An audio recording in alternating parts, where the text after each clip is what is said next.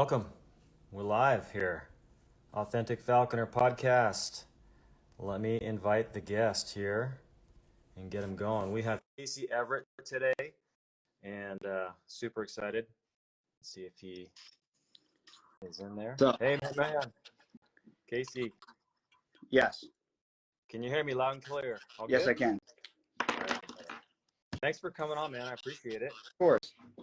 Yeah, you're kind of the type of person that has that presence online that just, you know what? I mean, everything you do is falconry related, it seems like. I mean, you even have your family involved. It looks like that you had, your family growing up involved in falconry too, and I wanted to kind of touch on that. Okay. Well, but yeah, first off, thanks for coming on. Yeah. And why don't you tell the viewers a little bit about your background, your history of how you got into the sport? Okay. All right. So basically, when I was a kid, I was really involved in anything that had to do with nature, being outside, being in the woods. Where we lived in a residential neighborhood, like nothing rural at all. And there was one plot of woods on one side of my block, and then we can go like 5 blocks down, and there'd be another plot of woods. So basically, when I was a little kid, I would go there, flip over every log, everything, and look for snakes, anything I could find, bring it home, learn about it, study it, and then I had a million pets. Like most falconers, it seems like most falconers, there's like common correlations where most falconers love reptiles for whatever reason. And like most falconers I talk to, they have like that, like they just love reptiles. It's part of it's just their fascination with them. And so I loved reptiles. I had every kind of snake, any kind of lizard you can imagine, I had it. And from there, I mean, my mom was very supportive. She was always trying to like teach us stuff. Let's go back. I was homeschooled. Okay. So freaks, Gotcha. right? No, just kidding. So my mom homeschooled us. So everything was like a teaching opportunity for her. So anything that we were interested in, anything that fascinated us, my mom would try to use it as some sort of a teaching thing. So when I was like 12 years old, me and her were walking at a park, and a big female redtail landed in the tree. I knew exactly what it was, and I was like, oh my gosh, that's awesome. And my mom was like, I read an article somewhere that you can actually have one of those and train it to like hunt or something. And I'm like, there's no way that's real. Like that's something out of like a movie. Like that's not real. This is before I never read like My Side of the Mountain or anything like that yet.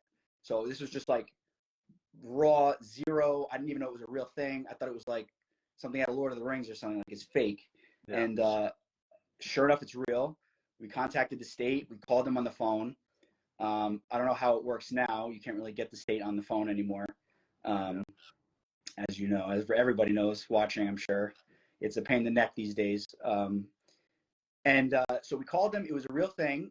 They tried to discourage me and my mom. I was doing it together. I was like 12 years old. So like they're trying to discourage us. They're like, yeah, everybody wants an owl or they want a bird.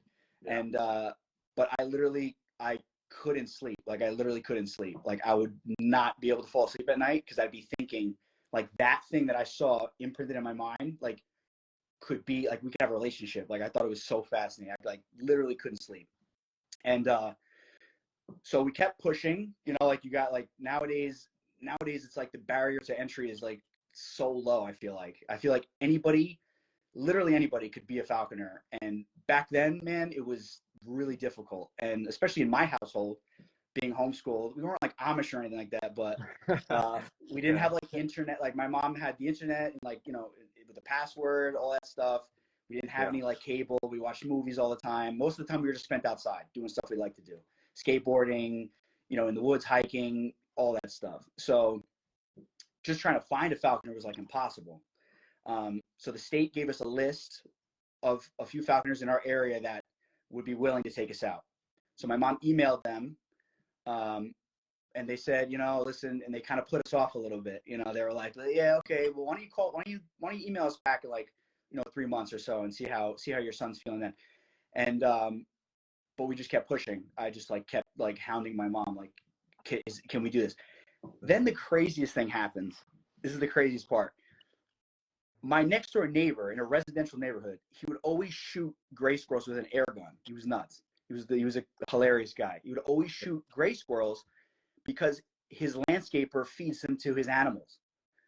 So my mom's like, then we started putting two and two together. So we asked my neighbor, what is your landscaper feeding all these squirrels to? And he goes, I think he has like hawks or something. I'm like, no way. My neighbor's landscaper, Mike Ottinger from New York State, is a falconer. We got in contact with him. He's the nicest guy in the world. Anybody who's watching knows that. And he invited us up to his house. And I literally, like, my heart was like pounding, like pulling in the guy's driveway. I remember I was like 12, I must have been 12 years old. And he has this big female red tail sitting out on a boat perch in the yard when we pulled up. And I was just like staring at it. And he comes out. I'm like, I'm just staring at the bird. And so he goes, all right, let's go on a hunt. So he's like, you want to hold it? So he put the glove on. Bird was like, I don't know, intermewed like 6 times or something like that. So it just stepped up to the glove, took a couple pictures. Then we grabbed his 2 Harris hawks and we just walked down the block. He like just opened the door and they flew out after putting the red tail away, obviously. Yeah. And I was like, I'm like, dude, you're going to lose your birds. Like, you can't, like, because I had like parrots and like doves. And I'm like, dude, how are you going to get it back? Like, you're going to lose your bird. He's like, come on, let's just go. So me and my mom and Mike Ottinger just walk off into the woods, and the birds are just following us like overhead. And I'm just like, this is not like, I was like, this is not real. Like, my heart was pounding. And I think the Tiercel of the two thought I had some food or something. So it landed like right on a log, right next to my, like right in front of my face, and like looked at me and gave me one of these. And then he whistled and it just turned and just flew and landed above him. That right there was the moment that was like seared in my brain. Like, I will do this for the rest of my life. This is the coolest thing I've ever seen in my life. And so then I think we caught a squirrel, something like that. And that part I don't really remember, to be honest. I was just so fascinated with what I just saw. And after that, I was just talk about I couldn't sleep before. Now I really couldn't sleep. So I did everything I could to get involved. We kept emailing those 2 falconers nearby, which are Paul and Phil Aaliyah, which are well-known accipiter guys. And they nice enough to take us out. They were hesitant at first because, as you know, and every other falconer that's been in this for a while knows, everybody wants to go out. Everybody wants to be a falconer. It's a fascinating thing, but it's a lifestyle decision, as we know. So They took us out. I jumped right in there. I think I was maybe going on 13 at this point. I just started beating brush. Like, I didn't know what was going on. I just saw what they were doing, and I was just doing what they were doing. They're all yelling, ho, ho, ho. I'm like, I have no idea what's going on. I'm yelling. And then I just got to get involved more and more. So that's an epic intro. Yeah, that's like, chain of events are crazy for you. Yeah. Like you were just kind of drawn towards it, and it popped up right in your lap. It popped right, and they were 15 minutes from our house. What are the odds? Wow. So I would drive over there. Then it turns out the even funniest part is that I was terrible at math. I'm better now. I was terrible at math. Okay. My sponsor, who wasn't my sponsor at the time, has like a master's degree in mathematics. He's a math teacher. Mm-hmm. So he tutored me in math. So no I would go to his house. I would take my math lesson, and he'd always have a bird. He'd have a kestrel or a got like a passage goss on the glove. And I was like trying to focus, you know what I mean? And then after I was done, we go hawking afterwards. And then my mom would come pick me up, and it was like the coolest. It was like the coolest experience. Yeah, that's like out of a movie. Like, that story doesn't happen. Yeah, it's crazy. Super crazy. So you're in New Jersey, right? Yes, I am in New Jersey. Okay. I actually just recently, I just moved to New York, actually. Oh, okay. So I moved like an hour north. Okay. Yeah. Any plans on changing your handle on Instagram or? Maybe. Maybe. I don't know. I don't really identify as a New York Falconer yet. Maybe in the future I will.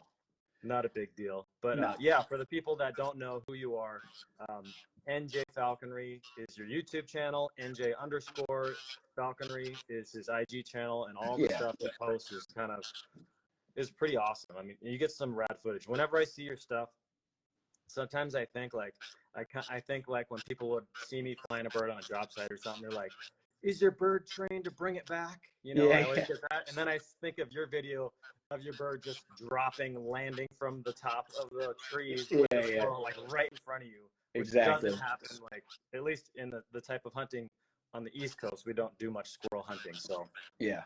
that's pretty cool that you get such good footage. I mean, how how I long mean, did it take for you to get that good with your filming and in sync with your bird? I'm sure it just yeah, a lot well, of practice. so like I said, when I was, I got into this when I was real young. So basically, I just decided one day to just like start filming my hunts to try to remember them. Because looking back, I have like we have, I'm sure and other people know, you have great memories of like your bird doing this crazy thing, or like the rabbit doing Yeah. something, and you're just like, man, I wish I could, like, you remember it in your mind, but you wish you could go back and like look at it. So that's really what it started. It was like, you know what, like maybe I'll start filming some of my hunts just to kind of like just to have them for myself.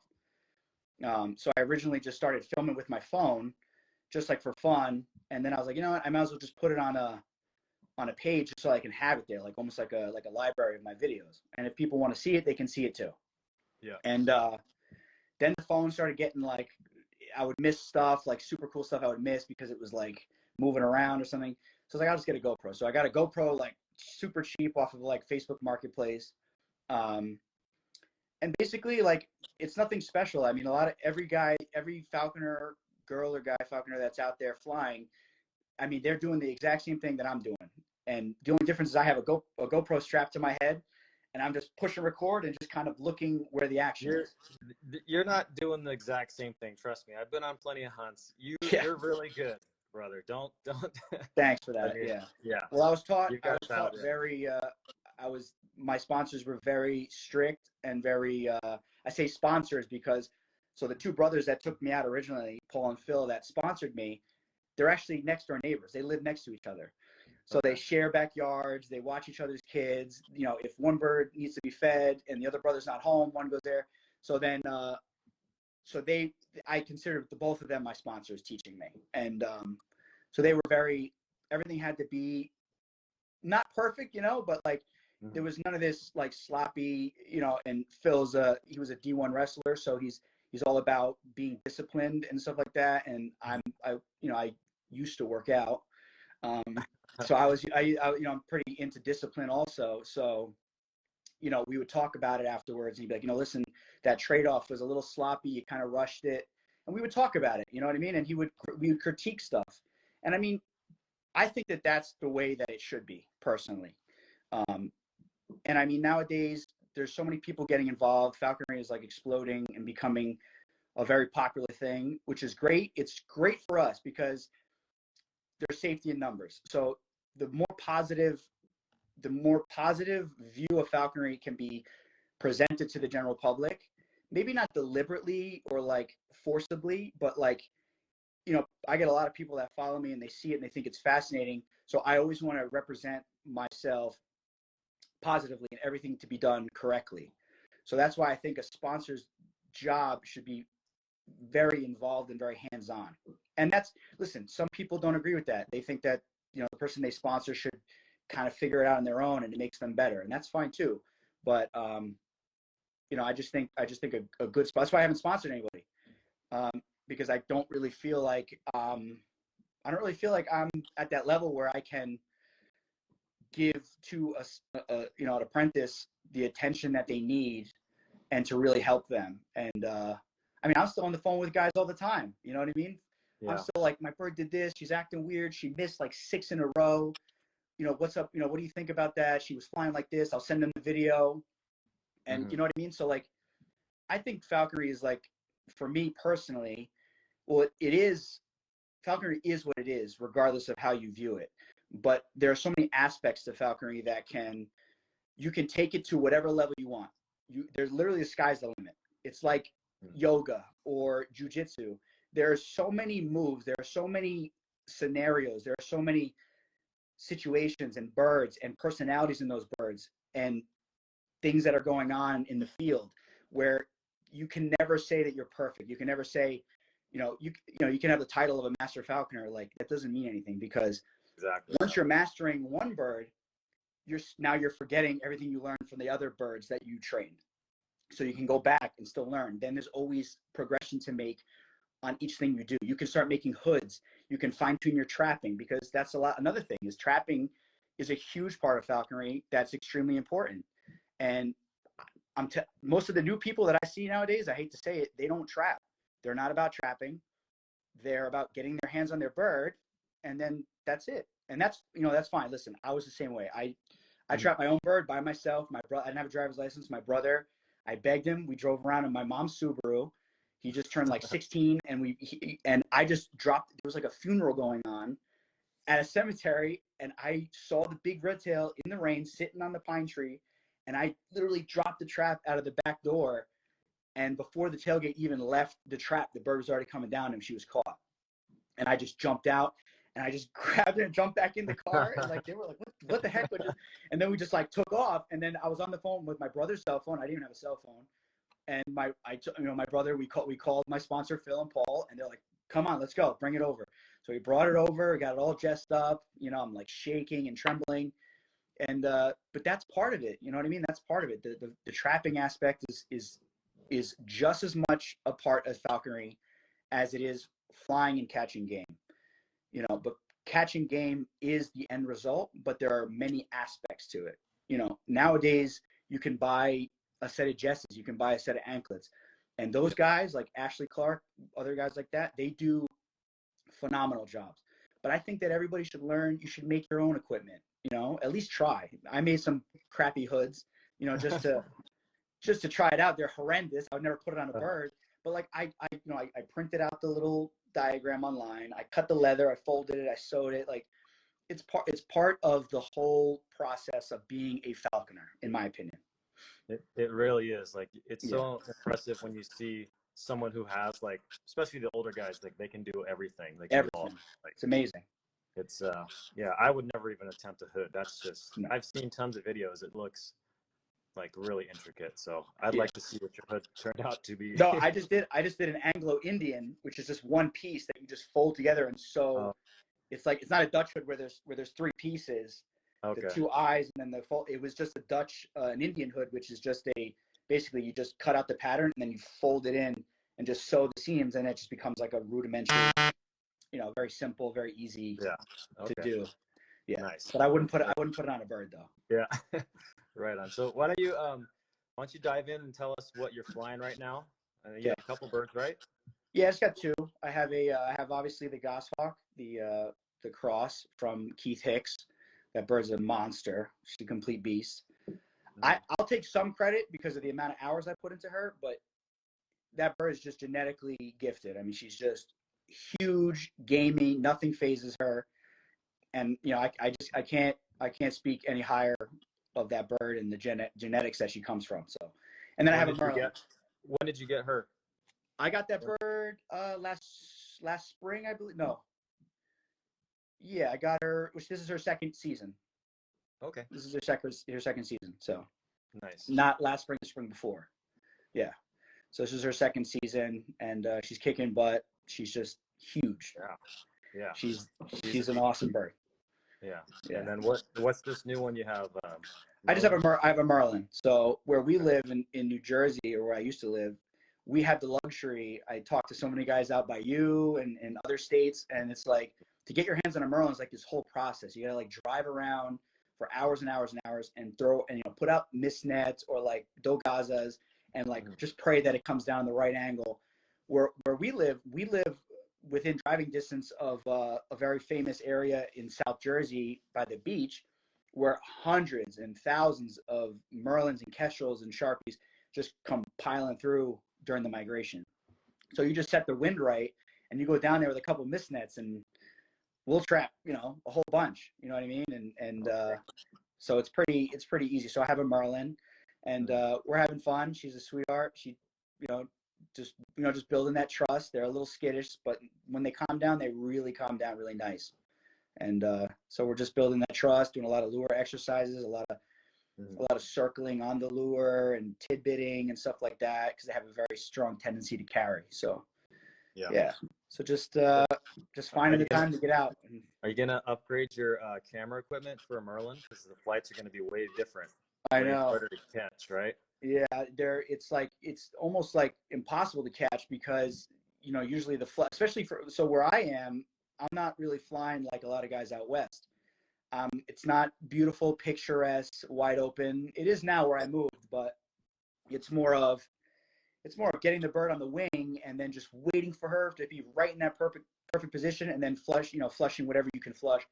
Or a good technique that I used was I would basically get her, flip the lure, get her on the wing coming in, and then at the last second, like shake the bush or whatever it was and get the sparrows to scatter, and then she would take it right out of the air. If you timed it right, it was always perfect. That you could catch with the GoPro. Okay. Nice. But a lot of the flights where I move now, and a lot of guys out west, it's hard because the flights are so far and they're so tiny and it's hard to see everything. So yeah, I would probably need a better camera to catch all that. Yeah, you got plenty of time for that. So you got a beautiful wife, you got a beautiful son. Yep. And I'm sure that they must be supportive of you, which is really important. Oh yeah, you must have a lot of time out in the field. So that's. Oh yeah. My wife loves it. It's her favorite. It's her favorite part about me. Is it really? No, it's no. She loves it. She thinks it's cool, but the amount of, especially with a new bird, like not last year, last year, with a new bird, trying to get it going, making sure the bird's entered correctly, and the time spent in the field, it definitely, like any falconer will tell you, any falconer that loves to hawk and loves to get out there, unless your spouse is a falconer, there's sometimes a little bit of tension because your time is spent out in the field when maybe you should be home, or maybe cutting the hunt a little bit shorter. But at least for me, I get a little obsessive, and I want to, I want to get a catch at the end of the day. I want my bird to be rewarded, Mm-hmm. So yeah, but no, she loves it. Yeah, she loves it. Yeah. She was one of the first people to comment, like, when is it going to happen? What time? She was excited for you. Yeah. She's happy. The nice thing too, like everyone I interact with online or whatnot, they all have like high praise of you. Like, you're just a really cool, down to earth guy. Like, you give, even I was talking to Noah Drever. He's like, yeah, Casey was messaging me on this. Like, you're just super positive to everyone that I've talked to, which is amazing. You're a great influence just for the sport with your content, but then I feel like you're just that type of guy that people want to be around. You know what I mean? Yeah, I just try to be nice to people. I mean, some people kind of, there's some tension. I mean, I'm sure some people won't agree with you, but I definitely don't attack people over certain things. There are some things where I want to say something, where like, falconry related things, like, techniques and stuff like that are just completely not correct or sloppy. I kind of want to say something like, hey, before taking the picture, tie your bird off. You know what I mean? Like, or something like that, But, it's just, I try to be positive to people. I've seen a lot of guys like to argue. Falconry is so passionate. You don't get involved in falconry unless you're passionate about it. It's, at least years ago, like I said, it's something that requires a very deep passion for it to get involved, to go through all the hoops, to get the inspections, to take the tests. So people are taught a certain way, or they get a certain thing in their mind that then depicts their falconry for the rest of their falconry career. And then sometimes if somebody does something different, people want to argue a little bit about it, or my way is better, or your way is better. Yeah.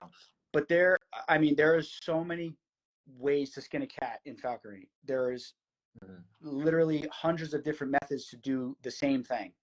I mean, entering birds, some people say this, some people say that. And I mean, at the end of the day, most of the birds are the same. You know what I mean? And even with imprints, like I said, it's just an endless amount of craft that you can study and learn. It's not just about manning down a passage bird. It's raising an eyes. And it's not raising an eyes, now it's entering a chamber raised bird. There's just so many different aspects of falconry that you can never really attain mastership over it. There's so many aspects of it. So I felt like with me flying red tails, I would see the red tails fly, I would see the squirrel running, and I'd be like, just grab it. But their mindset is different. And then now that I got my hands on a goshawk, it's like anything that I imagined my red tail doing when I was a little kid, the goshawk does it. It's just like night and day. They're built for it. A female goshawk, this is controversial, a female goshawk is built for catching squirrels. They are the ultimate bird to catch squirrels. Now that's a controversial statement because some people think that it's wrong to hawk squirrels, and that's where I will get a little bit defensive, because if you look at the nest studies, there's squirrel carcasses in the nest studies, so they're catching them in the wild on a regular basis, and they're built for it. And there's a risk to anything. Bites are a risk. That's a risk with the red tail. It's a risk with the Harris hawk. It's just I have a 1,300 gram goshawk with feet that are bigger than a red tail, and people get uptight about me chasing squirrels with her. But then the guy with the Harris hawk or the red tail hawk that flies at 800 grams, it's just like, oh, cool. It doesn't make, like, my bird is like twice as, it doesn't make it just, sometimes it doesn't make sense. It's just kind of a stigma that people get in their mind. And then, like I said, they were taught, somebody told them. I mean, I get people that message me all the time that say that their sponsor told them, with a red tail hawk, if you hawk squirrels, I will drop you as an apprentice. I've heard that from multiple people. So that kind of a thing doesn't even make logical sense. So that kind of stuff like that will get me a little bit flustered, because I'm like, that makes no sense. And and there's just everything's the same. Like I said, it's the same. You could take it to another level. Was your bird too low? Did she bind and hold on and get bit? If she's slightly heavier, she'll grab and be more likely to let go because she's not desperate to eat. So there's so many different variables that play into it. You know what I mean? And even with my bird, I did a little bit of an experiment. I lowered her weight. I brought it down incrementally lower. And the lower that I went, the more bites she got. And she's so big that it didn't even affect her. But I was noticing last year we got 3 bites. This year I brought her down slightly, and she got like 8 bites already. And we're not even in the middle of the season yet. So now I'm going to bring her back up again and see if the biting stops, which it has. Which was yesterday was a great example. She grabbed it in the tree right above me, and she's fiddling with it, and you could see it tries to swing up and bite her, and she lets go of it, and it falls right down in front of me.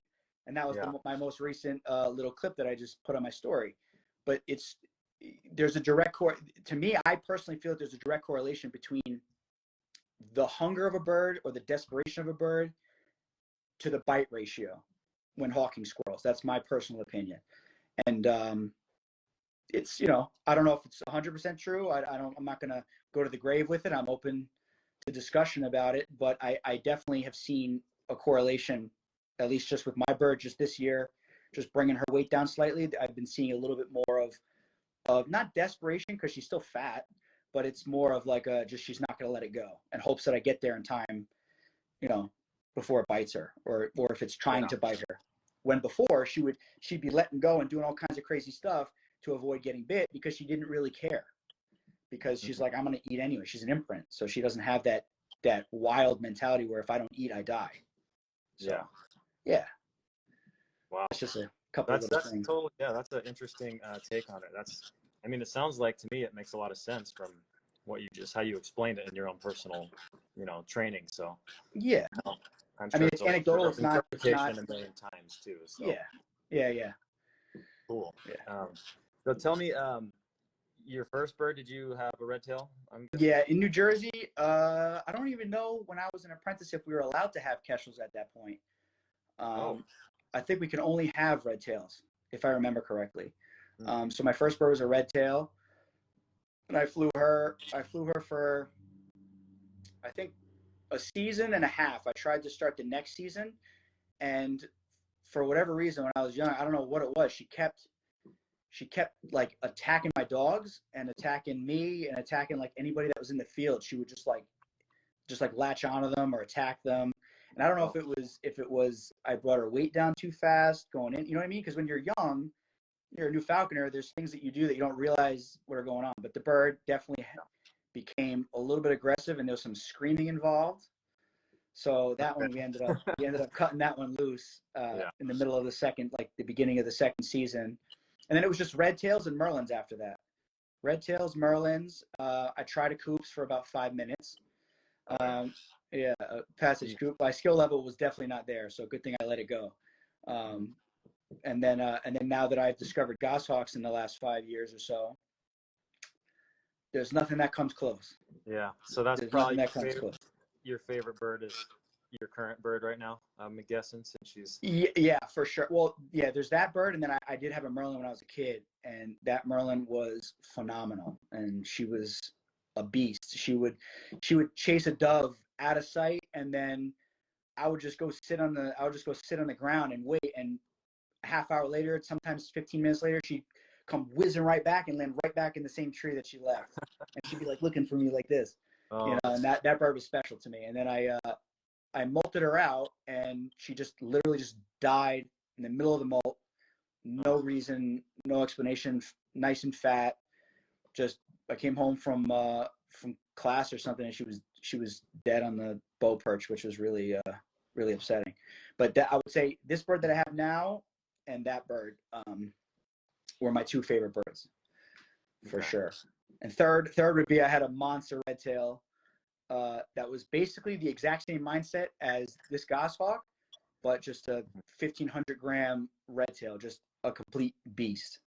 And she ended up breaking her wing in another falconer's care, and but now she's at a rehab center, like a nature center, thank God, because if you call around, there's nobody wants a red tail, you know what I mean? So a gentleman was nice enough to take her.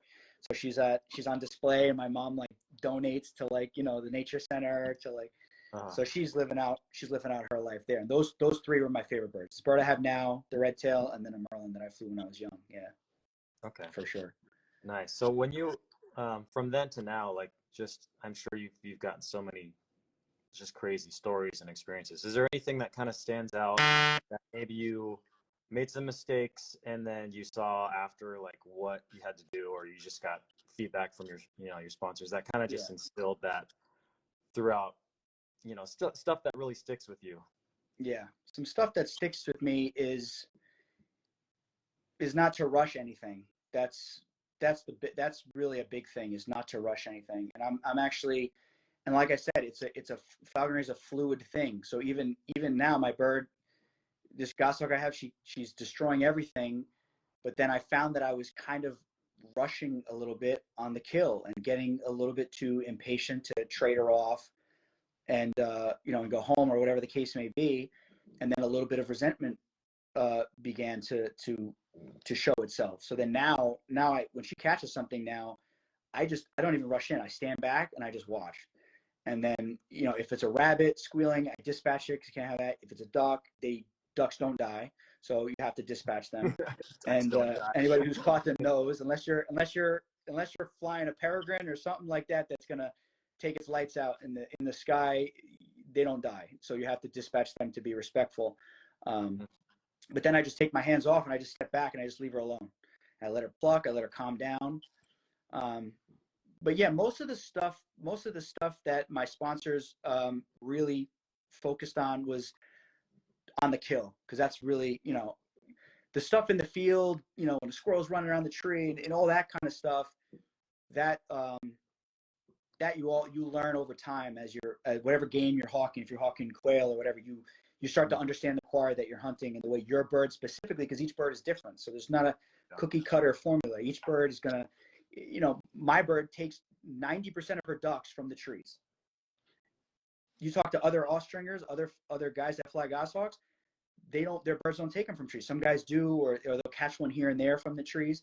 For whatever reason, this bird, she'll chase them from the fist and take them if she can. If they put back in, and she goes up into a tree, it's game on. Now we just got to get them off the water, and if she gets off the water long enough, she'll take them right above the water and land in the water. So each bird is different. So basically, not trying to force your narrative of what a bird should do or should act onto, the new bird that you have now.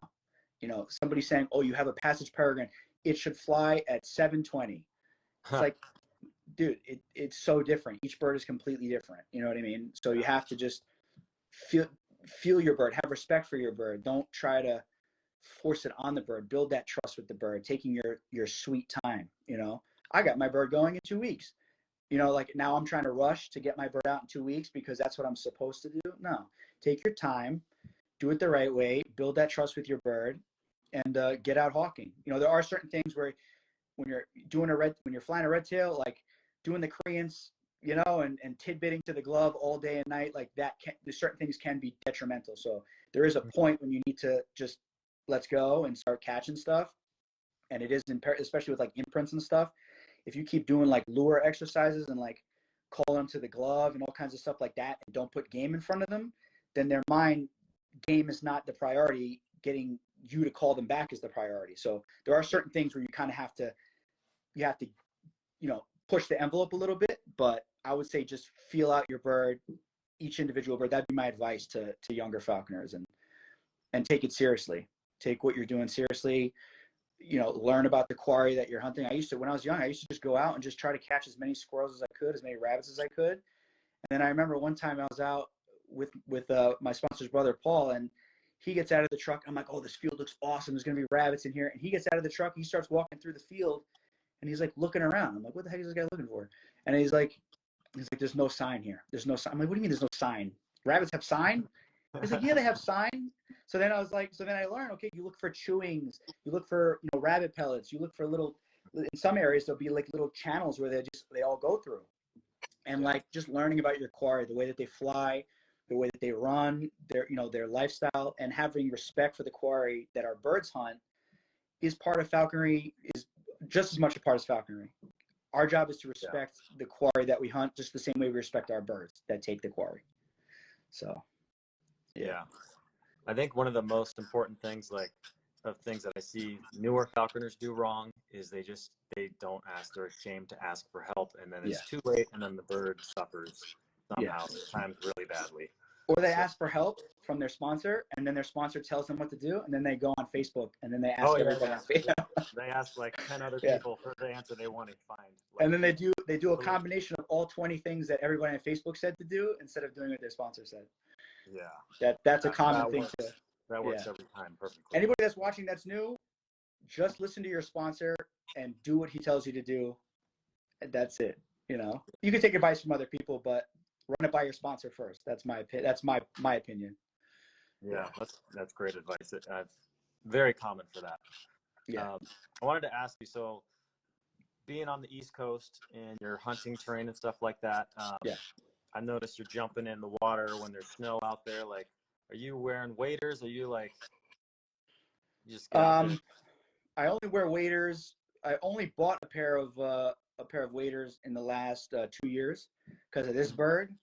And but before then, I would just, you know what I mean, like where I was flying when I lived in New Jersey. Now I'm a little bit more kind of in the middle of nowhere, which is great. I kind of curtailed where I lived so I could practice falconry more efficiently. But where I lived before, it was like I was only like maybe 150 yards max from the truck. So I knew if I jumped in and I was freezing or something like that, I knew we'd be able to get back to the truck, and dry off and get in the heat quick. But I wouldn't recommend anybody jumping in the water if you're like out in the middle of nowhere, because it's just not it's not a good thing. And especially if stuff happens, I don't think anybody's died yet doing falconry, but I mean, I'm sure there's always a possibility of something happening, So yeah, I just jump right in. I'm kind of it's just I just love falconry so much. Like anything about it, the bird catches stuff. Even when I'm out with other people, when their bird nails something, I'm just as excited for them. I was with a falconer in New York, and his female red tail just did this crazy little maneuver and grabbed a little tiny red squirrel off the trunk of this tree in the middle of nowhere in upstate New York, and it was like the coolest thing ever. You know what I mean? Like I thought it was awesome. This big bird was able to like just snatch this little squirrel off the top of this giant tree. It was awesome. So there's just, and in terms of story, probably one of my favorite stories that's really memorable to me is, if that's what you were asking before, I didn't really answer. Yeah, go ahead. I have a bunch of good ones. I have a couple good ones and a couple bad ones. And okay. So one of the best ones for me is I was hunting a spot that I hit all the time. This is that big female red tail, that giant red tail, and we were hunting rabbits and squirrels in this area. And then all of a sudden, like these ducks just started getting up off the stream. And she, red tails, they'll chase them, they chase anything. So then she put one back in, and it was like, so she put it back in the stream and then landed up on the bank, and there was like a dead tree, and it was tucked underneath there. So I remember I started making snowballs, trying to get it out. And I had my dachshund with me at the time, my dog, and she's barking and everything. And then the duck, it was a Drake mallet, and it just like a helicopter straight up. And she saw it through the thick stuff, and it didn't see her, and she just takes off before it's even above anything, and it cleared all the brush, and she just came like boom and just took it right out of the air, you know, and just took it to the ground. Then I tried to get across where I fell in, I think, and in the snow, there was like, I forgot to say, there was like 6-8 inches of snow on the ground. Then I'm trying to get across the water, and she's on it, and I'm like rushing to help her for some reason, but she doesn't need help, you know. Yeah. And then my dachshund jumped in the water behind me, and she's swimming. It was just like it was an awesome experience. And then you know, I let my red tail eat as much as she wanted off of it, and just sat there in the snow and just watched her eating it. It was just one of those moments, you know, like you just sit there for a minute and just imagine that you are not part of the equation and your dog is not part of the equation. You just imagine that you're just seeing this happening naturally. And that's something that's so much fun to do. It's like a little mental exercise. Like sometimes my bird will catch something and I'll be like, there's a bird that looks exactly like her in Siberia or something, sitting in the woods on some kind of quarry, eating it just like this. And and you think of it in those terms, it makes the whole experience like so much more beautiful than sometimes we lose sight of, where it's just like filling the freezer or getting the game in the bag. But sometimes to sit back every now and then and just watch your bird eat on a kill and just pretend that there's nothing else going on. For me, that's a special thing. It's a really special thing. And that's the essence of falconry, is being part of that experience and, you know, assisting in that experience, not doing anything, you know, crazy. I mean, we do all kinds of crazy stuff with our birds. You know, anybody that flies hard, you know, probably had the cops called in them, probably did something they weren't supposed to do. And I mean, stuff happens. And it's all part of the passion of being a falconer. And I think if the cops weren't called on you once or twice, then you're not flying hard enough. I don't know about that. I don't know. But yeah, that's just something that I think about on a regular basis. It's just enjoying the whole thing. That's pretty deep. I wouldn't think you would be that type of a emotional guy. I mean, you look the exact opposite of that, Casey. No. Yeah, no. Yeah. No, that's pretty cool. Yeah, that's cool to think about. Yeah, it's cool. I recommend anybody out there, next time your bird catches something, dispatch it, maybe help them break in, and then just kind of sit back and just kind of do a little mental exercise where you just watch the bird eat. And that's the cool thing about the filming thing, is people are like, oh, you're filming because you want people to see what you're doing, and it's all selfish. It's like, no, I want to look back on that experience, and I want to be part of that experience again and again. You know what I mean? And the filming thing is kind of the same thing, because you kind of try to put yourself, you're filming it, and I'm not like an expert filmer. Like, I'm nothing. I'm literally I just have a GoPro. Like Connor, you know, Raptor Addict. Yeah. If you guys are out there, go look at Raptor. He makes what I do look like a joke. You know what I mean? And we've talked about it, me and him, and it's you know, you're sitting there and you're trying to film it, and you're just watching the beauty of the bird eating, and just the whole experience is just amazing. Yeah. And you came out to the West Coast with him, right? And, man, that was probably one of the most amazing experiences of my life.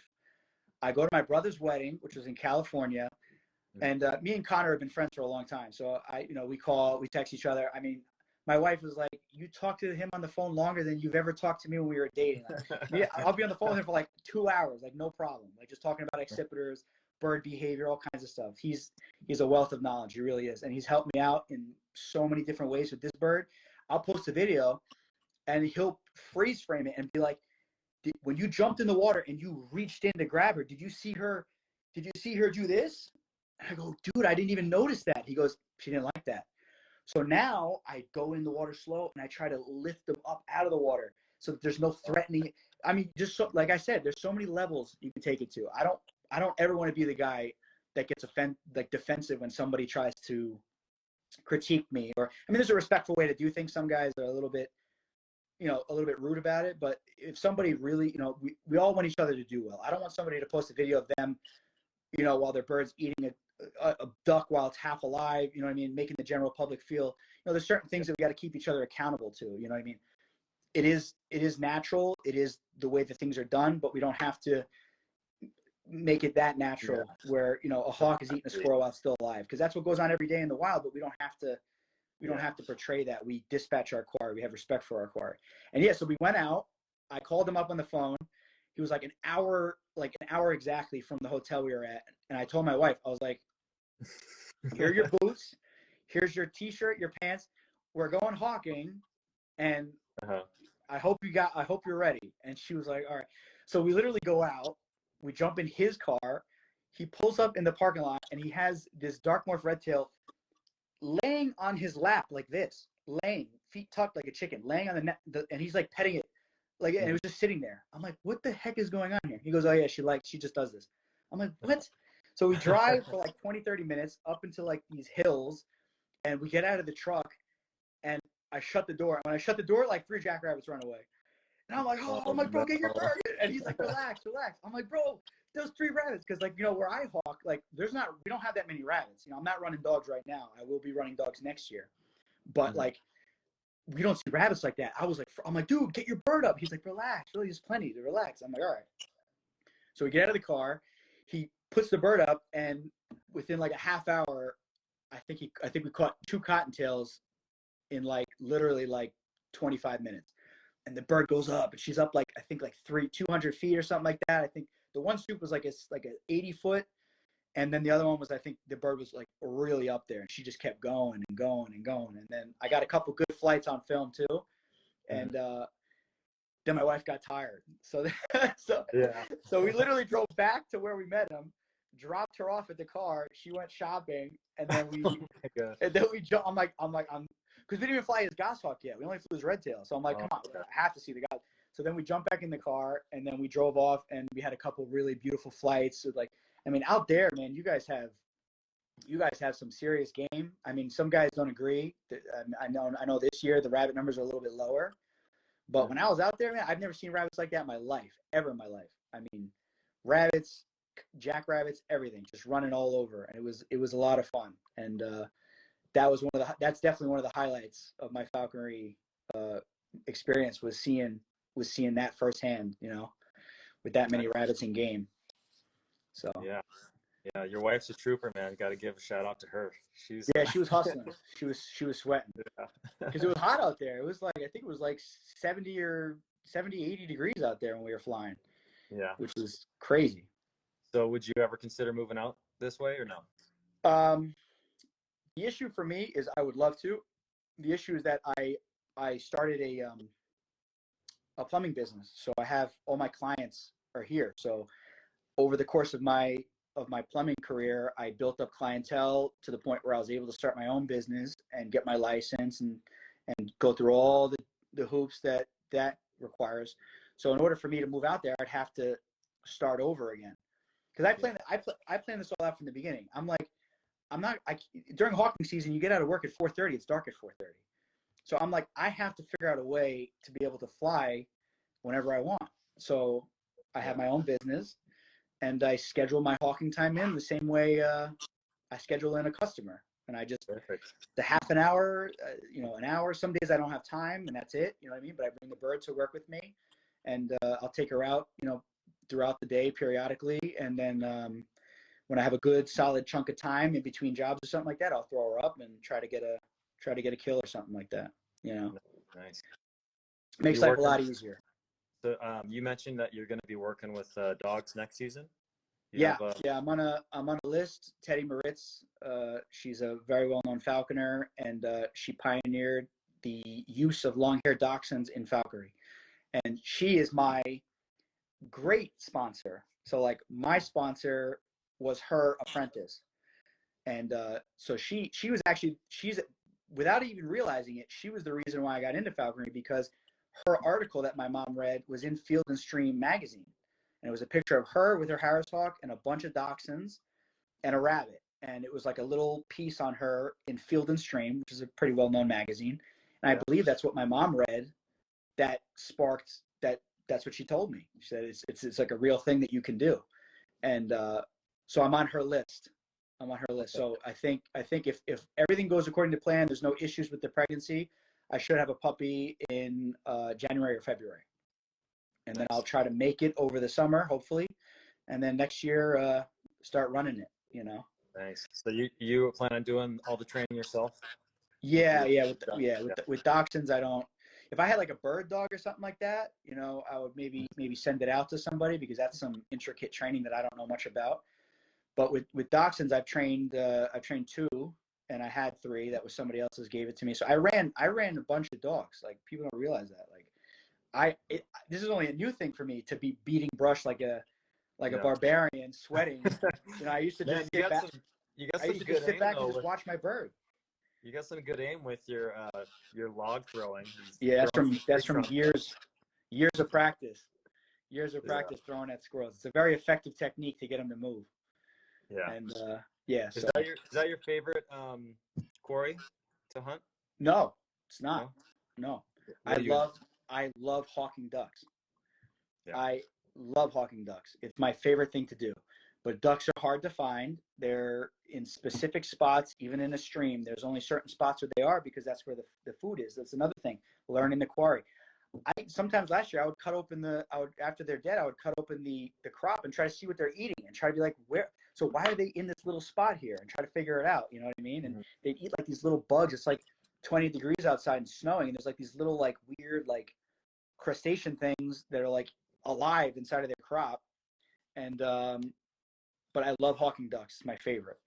And but squirrels are readily like available. They're like very common. So that's why when I chose the bird to fly, I was like, I have to have a bird that's big enough to take squirrels, and that's, you know, that can take ducks also. You know, so the goshawk fit that perfect niche of what I fly. We have rabbits too. They're just, you got to really work for them. And if you don't run dogs, it's very difficult. So. Okay. But cool. yeah, ducks are my favorite. All right. If any of you guys are out there watching, you can ask him a question here. There's a little tab here. This is kind of new to me, but feel free to ask Casey a question or me. Nobody cares about me. No, everyone's up. I've seen them. They're calling you the GOAT, man. Everybody. No, I don't know about all that. Have you done anything involved? I know that you've already spoke highly on like just keeping the falconry community respectful and all that stuff. Do you ever get involved in any conservationism stuff or? No. Yeah, I'm not. I'm not necessarily the kind of person that wants to go out and give speeches. Like even this that we're doing right now is like I don't do stuff like this. Like my mom, once again, teaching opportunity. When I was young, my mom would she would sign me up at all these schools to go and give speeches about falconry with my birds. I was like 15 years old or like 14 years old. I hated it. It was like the worst thing. And she would like force me to go because it was like, you know, I was homeschooled, so I had to learn how to speak in public. I had to do all this stuff. I mean, she made me write when I was a kid. I was like 13 years old. She made me I had to write up essays on every single bird that could possibly be used in falconry. I had their nesting, what they ate, their habitat, what they looked like, the flight, you know, and she would just use everything as a teaching moment, which was amazing. And looking back on that, I really thank her for that. So it kind of put a bad taste in my mouth, public speaking. So I'm not necessarily, you know, if you notice all my videos, I'm like barely in any of my videos, like unless like I feel like I'm in the mood and I like put myself in for a second. But like it's not really about me. It's just about my birds. And I just like to present falconry for what it is. And that's hunting and catching game. And there's a lot of people out there that try to portray falconry as something different, where it's just keeping a pet bird. And that's fine. You know what I mean? That's everybody's, whatever it is, that's fine. I don't judge anybody. But if the general public needs to know, falconry is catching and taking game. It's a hunting sport. So it needs to be understood that that's what it is. And I try to portray that as a respectful way as possible. But I'm not going to like put an emoji over what my bird caught. I mean, that's nature. That's my bird caught it. Like that's exactly what's going to happen in nature. So I'm not going to hide it. I'm not going to show the part where like, you know, there's some gruesome stuff going on, obviously, but there's a balance to what the general public should see. And I basically just use my page to just kind of share that with people. And if anybody asks in public, what am I doing? usually I just answer nicely once, and then sometimes, and especially in the area I grew up in, was a very like snooty area, Okay. and you know, I try to be as respectful as possible, and you know, just share with them I'm flying my bird. That bird in the tree is my bird. Yes, I'm allowed to have it, you know, and yes, I'm allowed to be here, you know, and it's a real thing and it's legal, you know, and so, but no, I have not thought about that. There is one thing that has been on my mind lately, and that's the cultural issue with gun hunters, not deer hunters, but like specifically the bird hunting community, the waterfowl hunting community, and upland bird hunting community. They have a very bad. It's part of their culture of shooting birds of prey, and it's something that I hear about. It's something that I see of that kid Cody Cox from Maine. His bird got shot like maybe like 3 weeks ago by a goose hunter, and it was some young kid. Why would a young kid just shoot a hawk for no, you know what I mean? Like somebody probably told him, you see one of those things, you shoot it. And I hear it all the time. And, you know, even Wilderness Wonders, you know, he's very well known on TikTok. And they posted a picture of his Harris hawk on a duck and posted it to Utah waterfowl page. Remember this year to shoot as many of these things as you possibly can. Or, no, it said shoot one or 10 if possible this year. And then like 100 and something people liked it, and like all these comments like the only good hawk is a dead hawk, like all this stuff. It's just part of the culture. Oh, and I talked about it with Lauren McGow. She deals with it also. People shooting, it's a big problem when they shoot golden eagles, and that's her whole domain. And I wish there was something that we could do to like change that whole stigma and change that whole behavior. I mean, even today, I was talking before I got in here. I was like rushing to get changed. I was talking in an area and they were pheasant hunting, and I was like, I called her down. I didn't realize they were pheasant hunting. I called her down because I'm like, if she flies over there, like I do not trust them to not shoot her, not even a little bit. You know, I don't care how experienced they are. They just it's like a cultural thing for them. I think where it's like the old timers pass it on, and you know, and it just happens. It happens all the time. You know what I mean? And it's a very upsetting thing. If we don't fill out our paperwork correctly to have the bird, the game warden shows up at our house and wants to throw us in handcuffs or seize the bird from us. But then somebody shoots one out of the sky, and it's like they get a slap on the wrist, and it's like a $2,000 fine. You know what I mean? It's like, it doesn't make sense. So I wish there was something that we as a community of falconers could do to try to change that whole mindset that they have. I mean, I'll take them on hunts with me. I won't let them bring a gun, but I'll take them on hunts with me, and I'll just say, here, you want to see? Like, it's fascinating. It's super cool. And I actually ran into a trapper today, and you know, I was telling him about it. He thought it was awesome, and I told the trapper, I said, me and you are on the low end of the totem pole, man. It's me and you and the hound hunters that are under attack. You know what I mean? And it's just it all has to be respected. We all have to respect each other, and we all have to guard the gate in terms of our sport. So if you see a falconer doing something that you don't like to do, to publicly bash them or spread it all around, that creates issues for all falconers, and it becomes a problem. And if you see something a trapper does and you don't agree with what he's doing, that's your personal opinion, and it's not up to you to decide. And we all need to protect each other. And you know, we don't ever want to see falconry become illegal. We want people to see that falconry is a beautiful thing, that it has zero impact on anything in the populations of our game, really, and in the populations of the birds that we use. I mean, that's just mathematical science. So there's no argument really. So that's something that I have been thinking about. If there's some kind of an organization that we could start to educate people more on falconry and on just the birds of prey in general, so they could have a little bit more respect for them. Maybe when they're out hunting and they could not do bad stuff, you know, when no one's around. Just because, you know, who sees it? Nobody sees it. Exactly. I gotta not to move to take away from what you just said. That was all great. I have a couple questions here that some people are asking. Mal Radan 67 wants to know: are you thinking of having a falcon? Yes, I actually moved.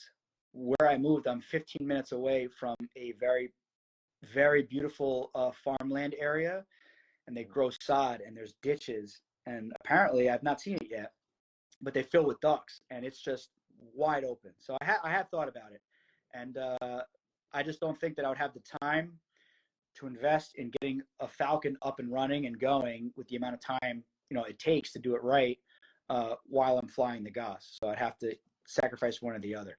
A Merlin's different because a Merlin, it's a passage bird, so they already kind of understand everything. You just build the trust and get out in the field and start flying. I live in New York. In New York, we're not allowed to take passage peregrines. So in New Jersey, we can. I had a passage peregrine, and they're amazing birds. They're phenomenal birds. And just the issue where I lived is there's no game. There's game, but I lived in a resident, where you'd have to drive for 3 hours to find a nice area where you can actually realistically try to catch ducks with them. You know what I mean? So now that I moved, it has crossed my mind more now to get a falcon. So yeah, okay. Love falcons. They're civilized. Falcons. Almost all falcons are a pleasure to deal with. They're just civilized. That's the only way you can describe it. They're civilized. Yeah. Goshawks are savages. Yes. Yeah. I got one from the station master. Has there ever been a point of a raptor has to be retired because of age? Yeah, I've heard of that. Yeah, I've seen a couple birds, especially a guy, what's his name, Paul Scara, I think, in New Jersey. He's been flying the same red tail for almost 30 years now, or something like that. Dang. And he's still flying it. And somebody just posted something on Facebook, and she's had the same goshawk for 25 years, and they just caught a duck. You know what I mean? And the bird's holding onto it in the water. So yeah, at a certain point, I think they certainly reach a point where it's you need to retire them. Another guy, John Gilbert, his bird is I don't even know how old, 20 something. It's a passage, not a passage. It's a what's the one that Chingren likes? It's a Gyr Peregrine hybrid Tiercel, and he's been flying that forever. And I think he retired it because it just got to the point where it didn't have enough. Whatever it was, it wasn't connecting anymore. It wasn't trying, and so he retired it. So there's certain. I wouldn't even know. I've never flown a bird long. I haven't even been in falconry long enough to think about retiring a bird necessarily. Yeah. How old are you, by the way? 31. You're 31. Okay. Yeah. Cool. I know. I look like I'm 40. I know. No. I just turned 40, so. Yeah. You look like a 20. Don't get there anytime soon. Yeah. Body will fall apart. It's coming. Yeah. But no, I thought you were right around there. But yeah. I know. Your wife keeps you younger. Yeah. How old is your boy? And falconry keeps you younger too. Say again? How old is your boy now? My boy's 2. He just turned 2 in November. Oh, what day? November 17th. Oh, okay. Yeah. Another crazy thing, while we're on the subject, you want to hear something crazy? This is the craziest thing. Yeah. So my son is born on my sponsor's birthday. Okay. Yeah. My sponsor's firstborn daughter is born on his sponsor's birthday. What? What are the odds of that, right? What are the odds of that? That's crazy. And my sponsor's other apprentice, who's a good falconer, his wife's birthday is on the same birthday as his. It's crazy. What are the odds of that? Yeah. I have no idea. That is. You have to do it on paper to kind of see it, to understand. Yeah. So when my son has a birthday, I also wish my sponsor a happy birthday because it's his birthday too. And then when his daughter has a birthday, he wishes his sponsor a happy birthday because they have the same birthday. Nice. What are the odds of that happening? I have no idea. Crazy. Hey, so I wanted to ask you. We Yeah. can kind of wrap up on this one unless you have more to talk about. But what is what's that unattainable? What's your next achievement that you're trying to get? Either your Goshawk or your Merlin. What would be the ultimate falconry accomplishment for you? For me, the ultimate falconry accomplishment would be to catch a snowshoe hare, ruffed grouse with a passage goshawk. Okay, that's the ultimate falconry accomplishment. Second to that would be to take a ptarmigan with a passage gyr. Okay. And then third to that, which is more realistic, would be to take a duck with a passage peregrine. Okay. So you don't even have any of these birds right now. No, Yeah. no, no. Oh, And I search for nests every year for goshawks. That's another aspect of falconry that people need to get more involved in. And then we trap every year up on the ridges for goshawks, but they're just they are there. The numbers are not. I don't think the numbers are as low as people are trying to say they are. I just think they are so hard to find, and nobody puts in the legwork to find them.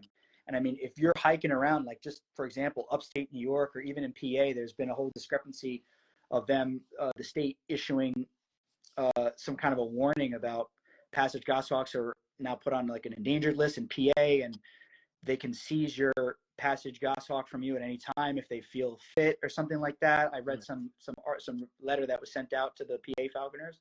It's a little concerning. Goshawks are very hard to find. So to try to say that the numbers are low, like even when the numbers supposedly were higher, you still don't see them that much. They're like, that's why I think a passage goshawk is like the ultimate falconry bird, because the numbers are not as high as most others. I mean, when I was trapping with my buddy, he was trapping his passage peregrine like maybe 10 years ago. I mean, we counted like 50 peregrines migrating over us in New Jersey, and we trapped 3 in one day. You know what I mean? And it's like, you're not trapping. I mean, we trapped 3 goshawks in one day. You know, and that was a crazy day.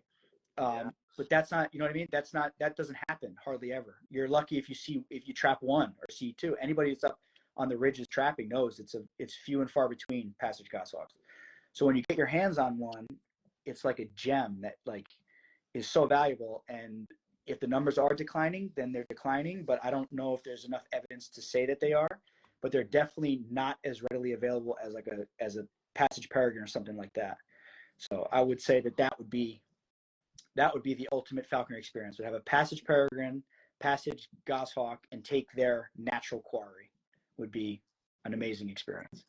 I do want to take this bird up. If anybody's watching that can put me on snowshoe hare this year, I don't mind driving because I want to catch a snowshoe hare with my white goshawk. I think that'd be a lot of fun. So that's my goal with this bird, is to catch a hare, snowshoe hare. I don't doubt you. Yeah, I think you're going to get there. In your determination, so I hope so. Pretty sure you will. Yeah. All right, I got one more question here. It says, "What do you think about Arab falconry?" Arab falconry. I think the Arabs are the pinnacle of falconry. I think that it's part of their culture. My sponsors are Arab. They're Syrian. So it's part of their culture. It's ingrained into them. And it's something that I wish that I'm jealous of, to be frank. I'm jealous because it's part of their culture. That's what they do. It's not uncommon to see somebody with a bird of prey over in those countries. And I think it's super cool. They have hundreds of years, if not thousands of years, of history behind their falconry and the way they practice it. And it's like I said, there's so many aspects to it. You can practice falconry in one country you could never attain perfection on that quarry, and then you can go to another country and you'd have to start at zero to catch up to them, because that's part of their culture. It's part of their experience. Same thing in Europe. They have a rich history. But I think the Arabs, they're like the ultimate falconers. I mean, that's just, I don't think that that's unreasonable to say. Everybody, they all want to buy my bird. They always offer me. They do? Really? They always want to buy my bird. I say she's out for sale. Yeah. Nice. Well, this has been a lot of fun, Casey. Yeah. Man. It was good finally talking to you, meeting you. Yeah. And yeah.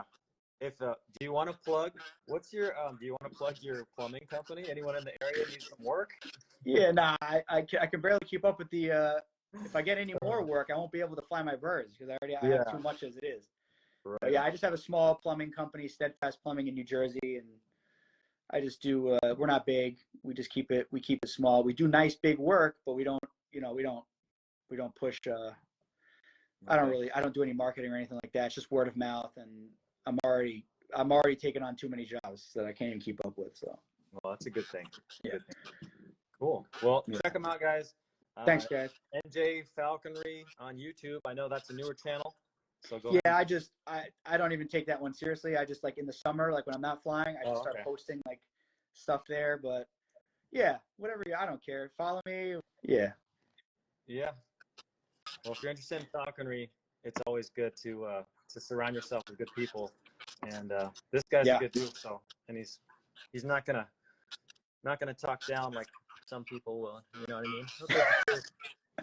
Yeah, there's some drama amongst the Falconers, that's for sure. Yes. Yes. I Stay try to away. stay out of it. Well, hey, man, have a Merry Christmas, You Happy too. Hanukkah, all that stuff. All that good stuff. Yeah, man. I got a And little bit of daylight left. I think I'm going to try to get back are out. you going? Yeah, All right, we're man. going to go again. Go get it. All right, man. Thank you so All right. much. It was a lot of fun. Yeah, definitely. I'll talk to you later. We'll talk soon, brother. All right. You got it. See ya.